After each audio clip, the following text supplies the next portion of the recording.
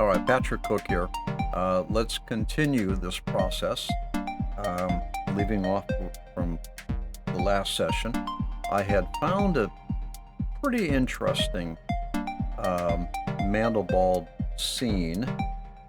Now I can animate this. I can fly through this environment. I've got some good attributes that I can work with. Looking at the main here, I've got the depth. I've got a vanishing point. I've got some interesting objects going here in the middle segment, the top segment, kind of slightly different. Down here at the lower part, interesting objects, slightly different. I've got a good variety here. Foreground, midground, foreground. Okay, I've got some interesting stuff to work with here. I'm going to stick with this. All right, I found something here that I think I can work with. So now it's a matter of navigating around and looking for a good spot to begin to navigate or to animate. We still have to do coloring. All right, so I'm back here. Let's navigate around a little bit. I'm going to slide right. I'm looking around. I'm just seeing what I've got here. Okay. Push that over to main.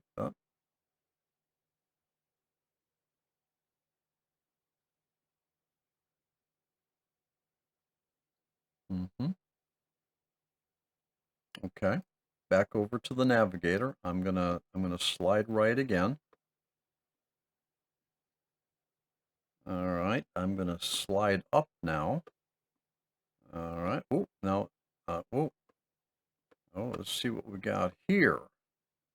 View to main. Okay,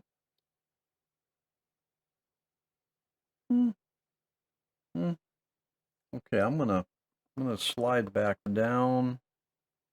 All right, I'm gonna shift, look up, just look up a little bit. And now what I'm gonna do is I'm gonna go forward. You see? Forward like that. All right, let's get this over to main so we can see better.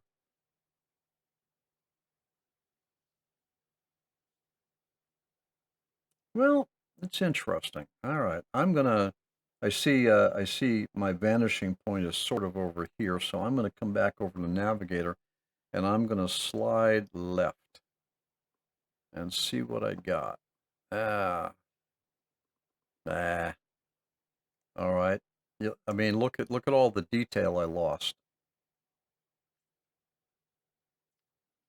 I mean, it's an interesting scene, but it is a little boring. I mean, you know, it's interesting, but it's a little boring. Now, if I slide back over and get myself into that fractal environment, all right, now it starts to get a little bit more interesting.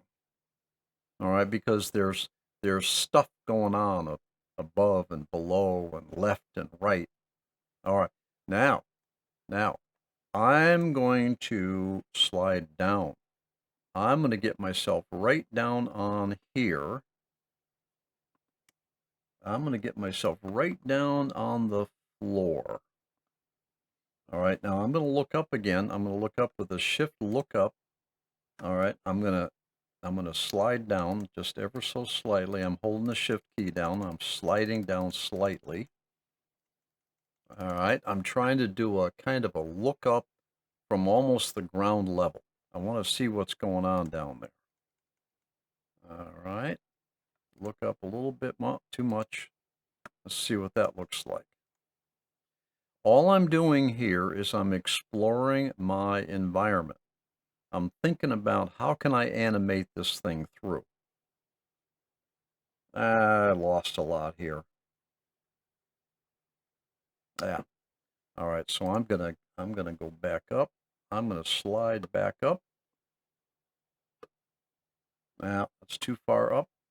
All right. And okay, so here we go. So this, let's see what this does for us. Well, okay, now this is interesting. Now I'm starting to pick up some interesting objects along the way. It is a pretty busy scene, but that might make for some very interesting navigation, or I should say animation. All right, so I'm just going to, I'm gonna look up here. I'm sorry, I'm gonna look down. All right, now let's get this over to main. Okay, I sort of like what we got here. I'm going to do a save to clipboard. I'm gonna overwrite this, delete that. All right, so now I've got a save position now, just in case, because I kind of like where I'm at here, but I need a little bit more work. Now, I've got a 24 field of view. Now, we talked about the field of view way back in session 15. So I'm going to make this a 50, and let's see what that looks like.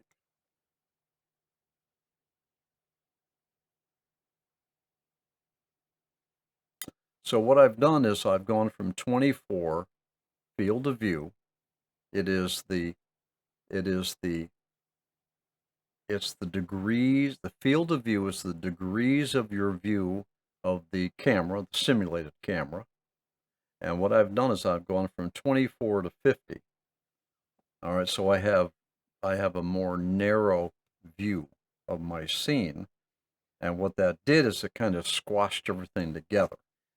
So again, if I go over to, back to say 24, I have a kind of more of I'm taking in more detail in the scene, which makes things look a little bit more interesting. I'm going to do another thing. We have the camera or the lens. We have the standard, and the standard will give you the distortions. And we talked about the camera type back in session 16. I'm going to set this over to rectilinear, and it doesn't look like much of anything happened. So the point of this exercise is I want to see whether or not the camera and the field of view does anything to assist me with making this particular scene more interesting, or more more more interesting to navigate through, to animate through. And it doesn't. The field of view doesn't help me, nor does the camera type. Let's do something crazy. Let's put the field of view to 12. All right, that's really wide. Now, this is a field of view of 12. Very interesting, actually. I got some interesting objects going on in here. I got this right here. All right, we got some. It's too wide. I'm going to go back to 24. The view is too wide. All right, 24. Calculate it. Let's see what we got.